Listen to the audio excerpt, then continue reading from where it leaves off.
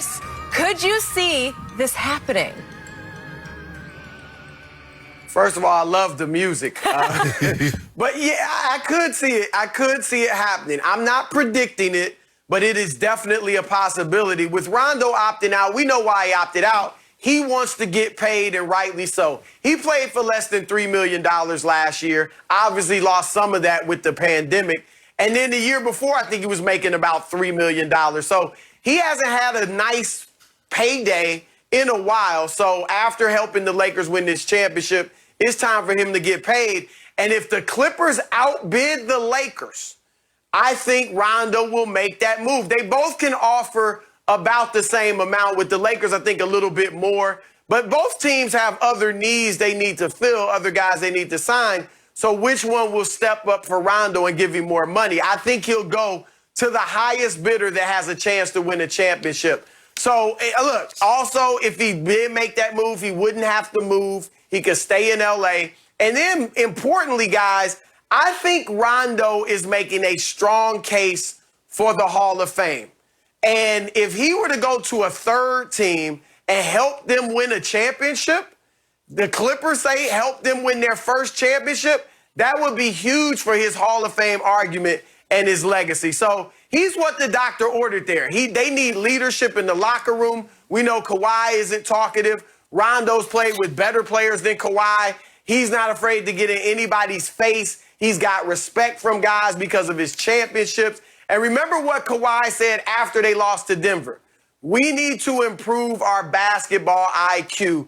Rondo has a high IQ. He's a coach on the floor. He can make plays, which is what they need from that point guard position. So I think this is a very real possibility. But you remember the last time somebody challenged Kawhi, you remember what happens, Chris? He sat it down for 73 games. Remember that when he was in San Antonio? The guys got in his face. He said, because that's what Rondo is. Now, is it possible? Yeah, absolutely. And this is what happens. You win a title. Guys play extremely well. They play their way into huge paydays. I believe KCP is in line to get a big payday. I believe Rondo is in line to get a big payday. Now, the question is that Rob Pelinka and the front office is going to have to say, okay, how much are we willing to go? Now, if they go way overboard, but I think the big thing is, Chris, it comes down to this. If both teams can offer the same thing, it's basically a backup role versus a starting role. That's what it's going to come down to. Does he want to start? Rondo, a lot of people had given up Rondo for dead. The Lakers took a chance on him 2 years ago. He re-signed. He played it, parlayed that. 9 points in the playoffs, 4 rebounds, 7 assists.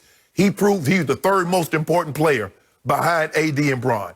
There's no question about that. So the question is playing 25 minutes a night or possibly starting and playing 30, 31, 32 minutes a night. Mm-hmm. That's what it's going to come down to, because the money is going to be the same, basically the mid-level exception. This will not have anything to do with money. This is about legacy, opportunity, as Chris Broussard just pointed out. And this is going to happen because Rondo can see his way right down the highway to the Hall of Fame. This is a Hall of Fame move. Back will be getting good to the Hall of Fame, too. Here's the point about Kawhi Leonard. He wanted out of small-town San Antonio. He wanted out from under Greg Popovich. He wanted to get home to Los Angeles, at least to the L.A. area. He is home now. So Rondo can get in his face all he wants. He does not want out of Staples. He wants out of the basement of Staples. He wants to go upstairs and hang a banner. Well, That's what he wants to do. He's going to hang one. He's going to hang one. Almost got past the second round. Rajon Rondo is the final piece to the puzzle, the championship puzzle of the Los Angeles Clippers. It's exactly what they needed. If they had had Rondo last year in games 5, 6, or 7 with the leads of 16, 19, and 12, help me out. Do they get home in the fourth quarter? You better believe You they know what do. this is about, Chris?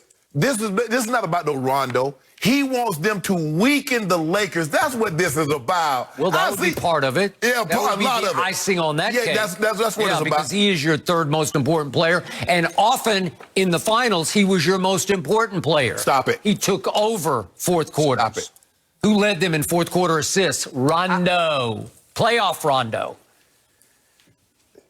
Yeah, I do think, Shannon, that you said it. If Rondo, say the Lakers, he stays there and they win it next year, does that help his Hall of Fame bid? Kinda, but obviously LeBron and AD get most of the glory.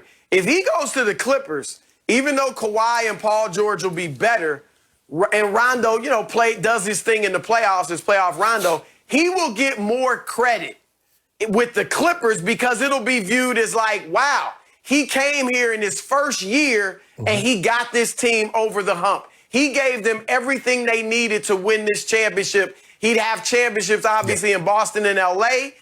Yeah, I think it would help his legacy more if he did it with the Clippers. Chris, let me show you what the Clippers are going to hang up opening night in Staples. This is the banner they're going to hang up. Oh.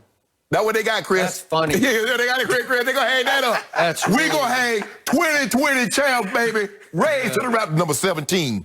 That's what y'all hanging. That's really... You won't see... I see right through you, Skip Bayless. All he wants... He wasn't mentioning anything about no Rondo until they just came to the forefront, and he started thinking, not only could I possibly strengthen this team, but I could weaken them. And that's what the Clippers did. That was the mistake. Anybody that we had interest in, what did they do, Chris? Marcus Morris. We wanted him. They gave up a first rounder to get him.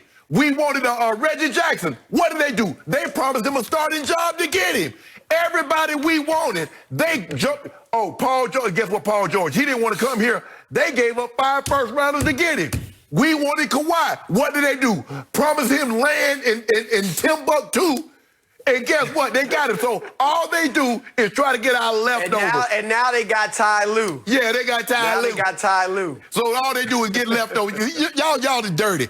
We the champs. Everybody gunning for us. But guess what? Rob Pelinka is in there like Minority Report, the Minority Report with Tom Cruise.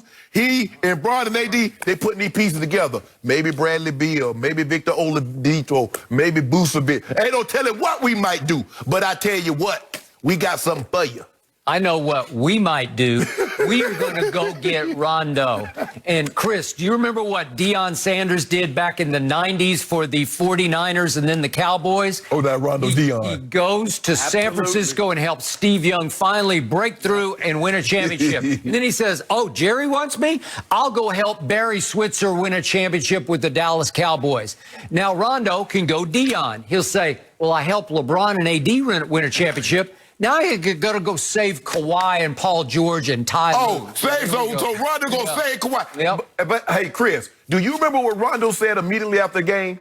He said he was sitting at home, and he was thinking to himself, he said, if I got with LeBron, somebody that has an IQ like mine, it's going to be virtually impossible for someone to beat us 4 times before we beat them 4 times. Now, he didn't mention Kawhi. He didn't mention Paul George. He mentioned no other superstar. He said LeBron. That's exactly right. Because that's what he do. So, great mind, Skip. He great mind. Now the great mind's going to the Clippers. No, they did not have a pure point guard. What is Pat Bev? Pat Bev is an excellent on-ball, bulldog, pit bull defender, and he's an opportunistic scorer, but he's more of a 2-guard than a point guard. He averaged 2 assists in the playoffs.